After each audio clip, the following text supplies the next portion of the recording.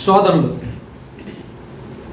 యేసుప్రభు వారు ఎదుర్కొన్న శోధనలు, దీని గురించి క్లుప్తంగా చూసుకున్నాం.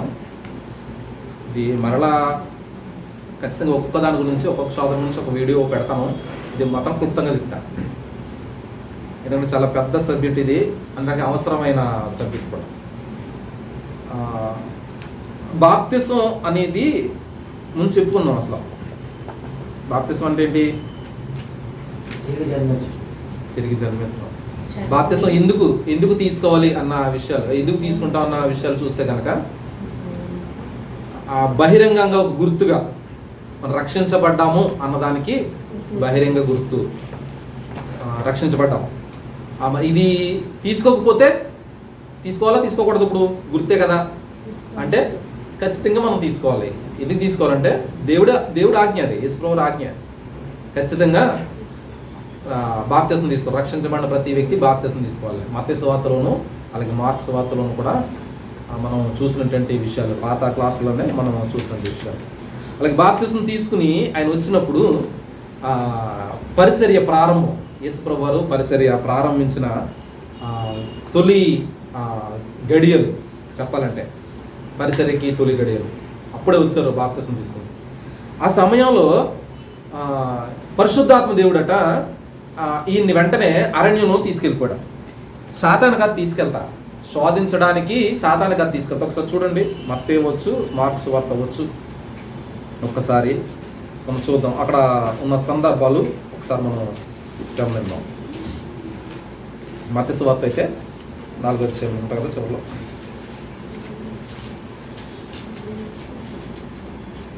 4వ అధ్యాయము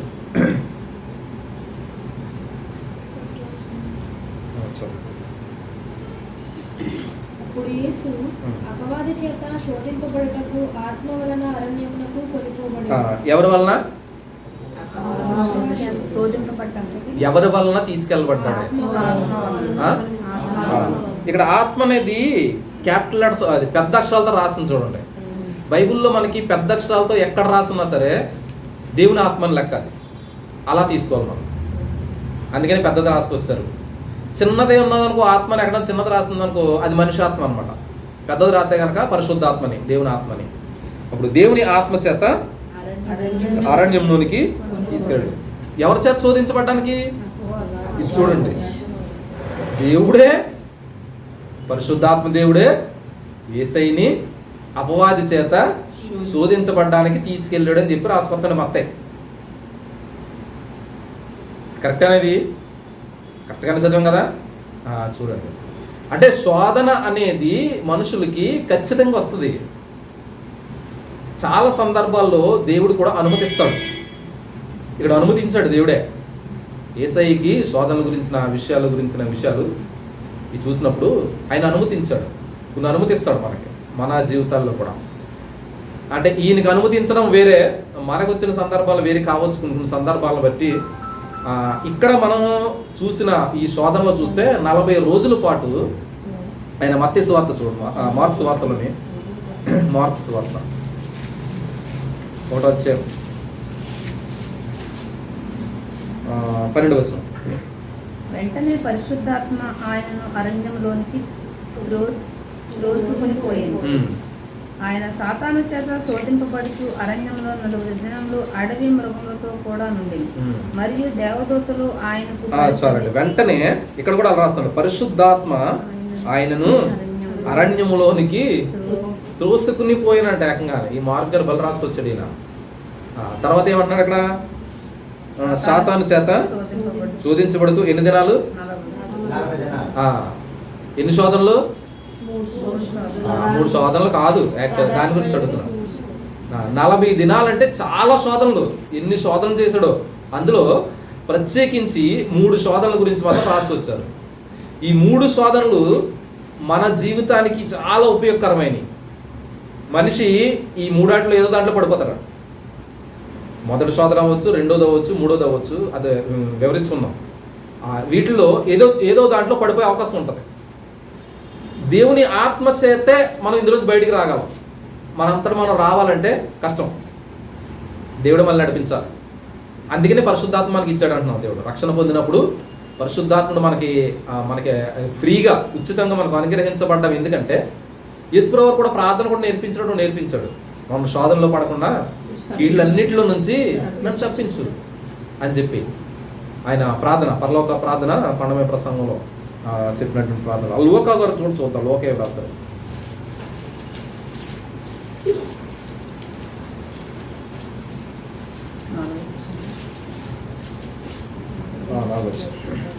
యేసు పరిశుద్ధాత్మ పూర్ణుడై యోర్దాను నది నుండి తిరిగి వచ్చి 4 దినములు ఆత్మచేత అరణ్యంలో నడిపింపబడి అపవాది చేత ఇక్కడ చూడండి, ఈయన చక్కగా రాసుకొచ్చాడు. ఆయన పరిశుద్ధాత్మ పూర్ణుడై యోర్దాను నుండి తిరిగి వచ్చి 40 దినములు ఆత్మచేత అరణ్యములో నడిపింపబడి.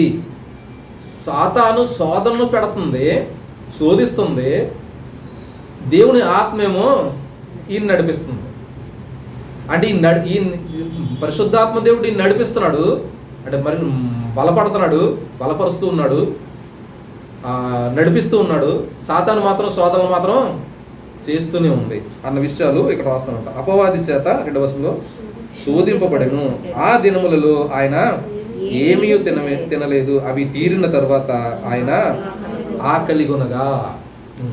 అది తీరిన తర్వాత అంటే 40 రోజులు రాత్రి పగళ్ళు ఆయన ఉపవాసం ఉన్నప్పుడు ఆకలి ఖచ్చితంగా అంత కదా. ఎందుకంటే మనిషిగా ఈ లోకానికి వచ్చేసాం.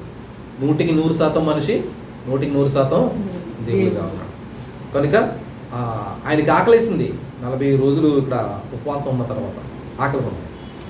మొట్టమొదటి శోధన ఈ ఆకలి కొన్నప్పుడు ఆకలి మీదే వేసింది. శోధన తెచ్చిపెట్టింది. ఇక్కడ రాయబడిన సందర్భంలో మొట్టమొదటి శోధన రాయబడిన సందర్భం దీని గురించి ఏమంటుంది అక్కడికి వచ్చి చూడండి ఒకసారి. అపవాది, నీవు దేవుని కుమారుడు అయితే రొట్టె ఆగినట్లు ఈ రాతితో చెప్పమని, ఈ రాళ్లను రొట్టెలు చేసుకుని తినే. అంటే మనకి ఏదైతే అవసరం ఉందో, ఏదైతే ఇంకా తప్పదో అనుకుంటామో అలాంటి పరిస్థితుల్లోకి వచ్చి అక్కడిని శోధించడం మొదలెడతారు. మనకు ఆహారం అయితే ఆహారం, ఆర్థిక పరిస్థితులు అయితే ఆర్థిక పరిస్థితులు, శారీరక పరిస్థితులు అయితే శారీరక పరిస్థితులు. అంటే ఈ ఫస్ట్ది ఈ శోధన ఏంటంటే భౌతికమైన పరిస్థితులు అంటారు. అంటే ఈ లోకానికి సంబంధించిన అవసరతలు మనం ఏముంటాయో ఈ అవసరతలను బేస్ చేసుకుని సాతాను శోధనలు చేయడం మొదలెడతాడట. భౌతికమైన అవసరతలు. ఆహారం అంటే భౌతిక సంబంధమైందినా, శరీరానికి సంబంధమైంది. ఈ భౌతిక సంబంధమైన ఏదైతే భౌతిక సంబంధం ఉన్నాయో ఈ భౌతిక సంబంధమైన అవసరతల్ని అడ్డు పెట్టుకుని మనల్ని శోధిస్తూ ఇది సింపుల్గా ఎలా తీర్చేసుకోవాలి అన్న ప్లాన్స్ ఇస్తూ మనం దేవుని మీద ఆధారపడకుండా చేసే శోధనే ఈ శోధన అన్నమాట. దేవుని మీద ఆధారపడకుండా నా అంతటి నేనే ఎలా సంపాదించేసుకోవాలి, నా అంతటి నేనే ఎలా తినేయాలి, నా అంతటి నేనే ఎలా సంపాదించుకోవాలి అనేటటువంటి శోధన అనమాట. ఈ శోధనలు ఏంటంటే ముఖ్యంగా ఆధారపడడం. నేను దేవుడి మీద ఆధారపడుతున్నానా, నా మీద నేనే ఆధారపడుతున్నానా, లేకపోతే ఈ లోకం మీద ఆధారపడుతున్నానా, లేకపోతే ఈ భౌతిక విషయాల మీద ఈ లోకంలో ఉన్న విషయాల మీద ఆధారపడుతున్నా. లోకంలో ఉన్న విషయాలు అంటే ఏంటంటే శరీరం గురించిన విషయాలు అవ్వచ్చు, లేకపోతే ఈ ఆహారం మీద అవ్వచ్చు, డబ్బు మీద అవ్వచ్చు, ఈ లోక ఆశలు అవ్వచ్చు. వీటిలన్నిటి మీద నేను ఆధారపడుతున్నానా, లేకపోతే దేవుని మీదే ఆధారపడుతున్నానా అన్న శోధన ఇది. యేసుక్రీస్తు ప్రభువారు ఈ శోధన వచ్చినప్పుడు ఎలా జయించారన్న విషయాలు ఈ శోధనలో మనం తెలుసుకుంటాం అన్నమాట. సేమ్ శోధన ఆదాము దగ్గర కూడా వచ్చింది. ఆదాము దగ్గర వచ్చినటువంటి శోధన పండును చూపించి రమ్యంగా ఉందని తినేయమంటే తినేసిందట. ఏంటది? తినొద్దు అని దేవుడు చెప్పాడు. ఈ ఆహారం గురించి శోధన అంటే ఫస్ట్ తెచ్చేసింది. అది అక్కడ ఆదాము దగ్గరికి ఫస్ట్ తెచ్చిన శోధనే ఇది చూపించి ఆ చూపించడం ఏంటంటే దేవుడు చెప్పాడు కదా, దేవుడి మాట, దేవుడి మీద నువ్వు ఆధారపడుతున్నావా, నీ మీద నువ్వే ఆధారపడుతున్నావా అని చెప్పే దాంట్లో ఆదాం ఫెయిల్ అయిపోయాడు. ఆదాం అవ్వలు మనిషిగా ఫెయిల్ చూడు. అదే శోధన ఇక్కడ తీసుకొచ్చింది శాతాండు యేసు ప్రభువు దగ్గరికి. ఈయన ఫెయిల్ అవ్వాల, పాస్ అయ్యాడు. ఈయన ఇందులో ఏమన్నాడు? ఆయన మనుషుడు రొట్టె వల్ల మాత్రం కాదు జీవించడం, దేవుని మాట మీద జీవిస్తున్నాడు. యేసు ప్రభు వారికి ఆధారం ఏంటంటే దేవుడు ఏది చెప్తే ఆ మాట మీద నేను ఆధారపడుతున్నా. అది ఆయన ఆధారం. నేను ఈ భౌతిక వాటి మీద ఆధారపట్ల. నేను దేని మీద ఆధారం అది దేవుడి మీద ఆధారం. నా మాట దేవుడు అంటే యేసుప్రభువు వారు మరొకటి మనకి తెలియపరిచే విషయం ఏంటంటే, దేవుడు మాట ఒకటి నా మాట ఒకటి కాదు. దేవుని మాట ఏదో ఉందో అదే నా మాట. దేవుడు ఏది చెప్తాడో నేను అదే చేస్తాను. ఆయన మీదే నేను ఆధారపడతానని చెప్పడం అన్నమాట. ఆధారపడడంలో దేవుని మీదే ఆధారపడి వేరే దాని మీద నాకు అవసరం లేదు అన్నట్టు చెప్పడం అన్నమాట. మరి ఎలా తీరుతాయి అవసరతలు? దేవుని దగ్గర నుంచే తీర్చుకోవాలంటాడు ఈయన. దేవుని దగ్గర నుంచే నేను తీర్చుకోవాలి. అది యేసుప్రభువు వారు మనకు చెప్పింది అన్నమాట. సింపుల్ ట్రిక్స్ తీసుకొస్తుంటాడు శాతానుడు. ఇందులో చాలా ఉన్నాయి. ఈ శోధనల గురించిన సందర్భాలు చూస్తే కనుక మనం మొత్తం బైబిల్ గ్రంథం అంతా కూడా ఇలాంటి ఎదుర్కొన్న సమస్యలు వస్తుంటాయి. మన జీవితం అంతా కూడా ఇలాంటి ఎదుర్కొన్న సమస్యలు వస్తుంటాయి. వెళ్ళి పాఠాల్లో ఇంకా ఎక్కువగా వివరించి చెప్తాను వీటి గురించి. ఇంకొక విషయం ఏంటంటే ఇందులోని ఈ ఆహారం గురించిన సందర్భాల్లో ఈ భౌతికమైన విషయాలు సమస్య ఎదురైనప్పుడు మనం దేవుని మీద ఎలాగ ఆధారపడుతున్నాం, లేకపోతే మనంతట మనమే తెచ్చుకోవాలనుకుంటున్నాం, మనంతట మనమే సంపాదించుకోవాలనుకుంటున్నామా, దేవుని మీద ఆధారపడి జీవించాలనుకుంటున్నామా అన్న విషయం గురించిన ఆ సవాల్ ఏర్పడినప్పుడు దేవుడు ఎదుర్కొన్న లేకపోతే దేవుడు ఎలాగ ఎదుర్కొన్నాడో అన్న విషయం చూస్తే కనుక వాక్యాన్ని ఉపయోగించి వాక్యం ద్వారా తనకి బదులు ఇవ్వడం. బదులు ఇవ్వడము అంటే ఏదో సమాధానం చెప్పాను వదిలేయడం అని కాదు. తన హృదయం నిండా దేవుని మీద ఆధారపడడం, తన వ్యక్తిత్వం అంతా దేవుని మీద ఆధారపడడం. నేను పూర్తిగా దేవుని మీద ఆధారపడుతున్నాను, ఆయనే నాకు ఆధారం అని అలాగ ఆధారపడడంలో ఆయన నిరూపించాడు. అక్కడ నిరూపించాడు. ఆ విషయాలు మనం చూస్తాము. ఇది దేవుని మీద ఆధారపడు. తర్వాత రెండవ వచ్చిన శోధన ఏంటంటే, నీవు దేవుని కుమారుడు అయితే కిందకు దూకు. తర్వాత ఏంటంటే ఆయన నిన్ను గురించి తన దూతలకి ఆజ్ఞాపిస్తాడు. ఈ టెస్టింగ్ అనమాట. దేవుడు కాపాడాలి అన్న విషయం అన్నమాట. ఇదేంటంటే విశ్వాసం గురించి. దేవుని మీద ఎలాంటి విశ్వాసం ఉంచుతున్నావు అని. నువ్వు దూకెత్తే నేను కాపాడుతాను అంటలేదు ఇక్కడ. ఒకవేళ నీకు కానీ యాక్సిడెంట్లు అవ్వచ్చు, రకరకాల క్రియలు అవ్వచ్చు, ఇలాంటివి ఏం జరిగినప్పుడు దేవుడు ఖచ్చితంగా కాపాడుతాడు. 34వ కీర్తనలో కూడా వాక్యం ఉంటుంది. కీర్తన కూడా రాసింది, దావీదు రాసింది. ఎందుకంట 34వ కీర్తన, ఆయన యందు భయభక్తులు గలవారి చుట్టూ ఆయన దూత కావలించి కాపాడుతుంది. మనకు కనబడరు కానీ మనకు కాపుదలు ఇస్తారు ఆయన. వాళ్ళు మన కంటికి కనబడరు ఎందుకంటే ఆత్మదూతలు కదా. మనకు కాపుదలు ఇస్తాడు, భద్రత ఇస్తాడు. ఇక్కడ సాతాను ఏమంటుందంటే అసలు కాపాడతా నువ్వు టెస్ట్ చేయరాదు ఒకసారి దేవుణ్ణి అని మాట్లాడుతున్నారు అన్నమాట. అంటే ఏంటి, మనలో డౌట్ క్రియేట్ చేయడం అన్నమాట. చూడు ఒకసారి టెస్ట్ చేసి చూడు, కాపాడడం. నీకు ఆకలి అవుతుంది, ఆకలి తీరుతలేదు చూడు. నీకు అవసరం ఉంది, అవసరం తీరుతలేదు చూడు. అవి కూడా లేకపోతే నువ్వు ప్రార్థన చేస్తున్నావు కదా, చేసి చూడు అసలు ప్రార్థన జరుగుతుంది లేదు చూడు. చిన్న డౌట్ రప్పించడం అనమాట. దాంట్లో ఏంటంటే విశ్వాసంలో సన్నగిల్లే పరిస్థితి. యేసుప్రభువు చెప్పింది ఏంటంటే సమస్య లేదు అందులోని. విశ్వాసంలో ఏంటంటే ఆయన మీదే నేను ఆధారపడతాను. ఏంటి ఆయన మాట జవాబు ఇచ్చింది ఏంటి? అక్కడ సమాధానం ఏంటి? ఆయన్ని శోధించకూడదు. నిర్గమకాండంలో రాయబడిన మాట, ద్వితీయోపదేశంలో రాయబడిన మాట అక్కడ మనకు కనబడుతుంటారు. ఆయన్ని శోధించొద్దు. శోధన దేవుని చేయకూడదు, శోధించడానికి కుదరదు. దేవుని శోధింతావా? ఆయన మీద అపనమ్మకం పెట్టుకుంటావా? ఆయనే కదా రక్షించేవాడు అని చెప్పడం అన్నమాట. అది శోధనలో విశ్వాసం అంటే విశ్వాసాన్ని కోల్పోకుండా ఖచ్చితంగా దేవుడు కాపాడతాడని. యేసుప్రభువు కూడా చెప్పిన మాటలు ఏంటంటే నా బోధనలోని, ఈ కొండను తీసుకెళ్ళి సముద్రంలో పడాయంటే పడతాది అని చెప్తూ అక్కడ మాట అంటారు. పూర్తి విశ్వాసం, పరిపూర్ణ విశ్వాసం మీకు ఉండాలి, అప్పుడే జరుగుతుంది.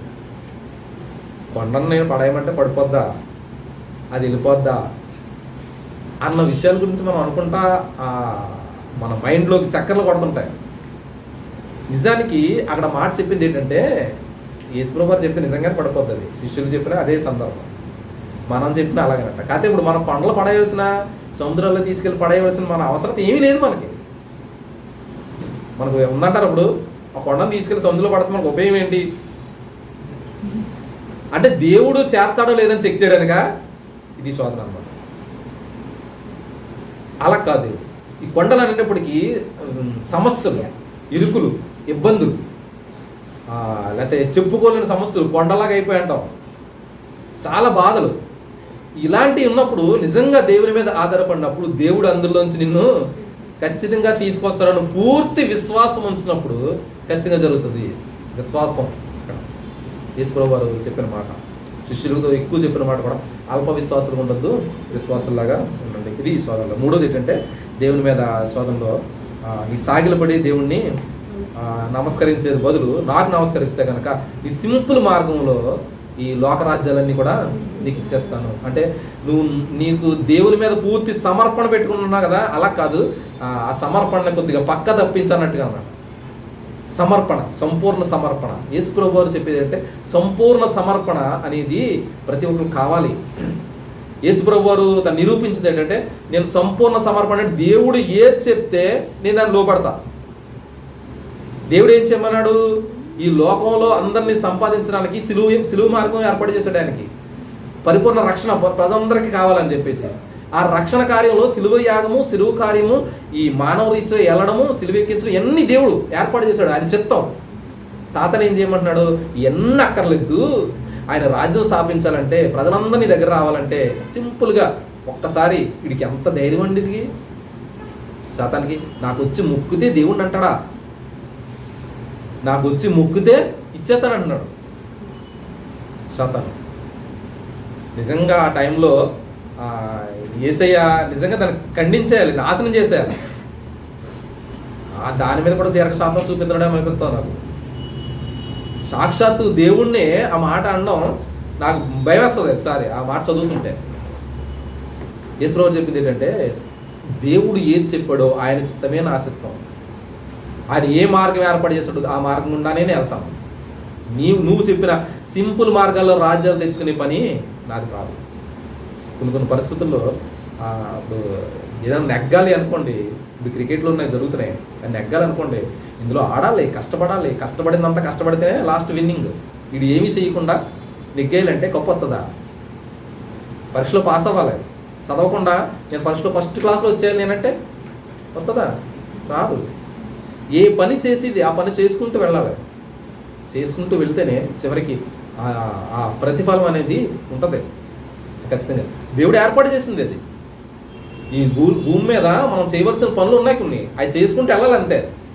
కొన్ని సింపుల్గా వచ్చేయాలని చూడడం కూడా అది అవివేకం అంటారు. యేసుప్రభువు వారు ఇద్దరు తెలియపరిచింది అంటే సంపూర్ణమైన సమర్పణ, దేవుని మీదనే ఆధారపడ. ఆయన ఏది చెప్తేనే అది చేస్తా. కొన్ని సందర్భాల్లో ఆయన ఆహారము నీళ్లు ఏంటంటే దేవుని కార్యం నెరవేర్చడమే నాకు మంచినీళ్ళు భోజనం కూడా అని అంటాడు ఆయన. అంటే ఆయన ఏం చెప్తాడు ఇది అది చేయడం అనమాట. దేవునికి సంపూర్ణంగా సమర్పించేసుకున్నాడు. ఈ శోధనలో గురించిన విషయాల్లో మనం యేసుప్రభువు వారి శోధనలో ఇది ఆయన దగ్గర మనం నేర్చుకోవచ్చు. పూర్తిగా పరిపూర్ణంగా దేవుని మీద ఆధారపడడం, తర్వాత పరిపూర్ణమైన విశ్వాసం చూపించడం, పరిపూర్ణమైన దేవుని సమర్పించుకోవడం. ఈ మూడు కూడా యేసుప్రభువు వారి దగ్గర నుంచి మనకు నేర్చుకోవాలని చక్కని రీతిగా రాయించుంచారు మనకి పరిశుద్ధాత్మ దేవుడు. వీటిని బట్టి మీరు బహుగా దీవించబడాలని శోధనలు వచ్చినప్పుడు దేవుని వాక్యం ద్వారా. ఈ శోధనలు ఎన్ని శోధనలు వచ్చినా యేసుప్రభువు వారు వాడింది ఏంటంటే వాక్యం అనే ఖడ్గమే. ఇది మాత్రం మర్చిపోదు. మళ్ళీ మనకు సెపరేట్గా ఏమీ లేదు. ఇది ఆయన వాడేశాడు కదా దేవుడు కాబట్టి వాడేశాడంటే మనకే అదే ఇచ్చేశాడు. పౌలు గారు అదే అంటాడు, మీ శాతాన్ని ఎదుర్కోవాలంటే వాక్యం అనే ఖడ్గం ఖచ్చితంగా చేతిలో ఉండాలి. దేనికి పోడంట శాతాను, దేనికి పోతాడంటే వాక్యం చూసినట్టే పారిపోతాడు. ఎందుకంటే ఆయన మాట, ఆయన శక్తి గురించి, ఆయన మాట గురించి మనకు సరిగ్గా తెలియకపోవచ్చేమో కానీ వాడికి బాగా తెలుసు. ఆయన ఒక్క మాట చెప్తే ఏమవుతుందో, ఒక్క మాట చెప్తేనే అక్కడి నుంచి కింద పడదొస్తాడండి. అది ఆయన శక్తి, పవర్. మనం ఈ లోకంలో వచ్చినప్పుడు కూడా చూస్తే ఒక్క మాటతోనే సముద్రాలు గద్దించేవి ఆగిపోయి నిమ్మళం అయిపోయాయి. ఒక మాట చెప్తే చచ్చిపోయిన వాళ్ళు లేచి వచ్చేసారు, జీవం వచ్చేసింది. ఒక మాట చెప్తే గుడ్డోళ్ళు కూడా బాగుపడ్డారు. అది ఆయన మాట. ఆయన మాట మీద ఆధారపడడం. ఆ మాట మనకి ఇప్పుడు వాక్యం ద్వారా, వాక్య రూపంలో మన చేతికి వచ్చేసింది. అది మన హృదయం నిండా నింపుకొని మనకి అవసరమైన అంటే శోధనలు ఎదురవుతున్నప్పుడు ఖచ్చితంగా మనం ఉపయోగించవచ్చు. అది ఎలాగంటే మన స్వార్థంతో కాదు, స్వార్థంతో ఉపయోగించడం కాదు, మనకి ఏదో అవసరానికి ఉపయోగించుకోవడం, లేదా అవసరానికి ప్రార్థన చేయడం, అవసరానికి బైబిల్ చదవడం, అలా కాదు. ఇక్కడ ఏం చేస్తారు యేసుప్రభువు వారు? సంపూర్ణంగా విధేయత చూపిస్తూ, సంపూర్ణ సమర్పణతో, సంపూర్ణ విశ్వాసంతో దేవుని వెంబడించడం. అట్టి రీతిగా చేసిన వాళ్ళకి వాక్యం పవర్ఫుల్ వెపన్గా ఉపయోగపడతాడు. ఖడ్గం అది. దీని మాటలు బట్టి మనల్ని దీవించి మీ వినికుడిలో బహుగా ఆశీర్వదించి అనేకులకు ఈ రాజ్య సువార్త మీ ద్వారా కూడా విస్తరించబడాలని కోరుకుంటున్నాను. Thank you very much. Doubts ఏమైనా ఉంటే చెప్పచ్చు. డౌట్స్ ఏమైనా చెప్పచ్చు.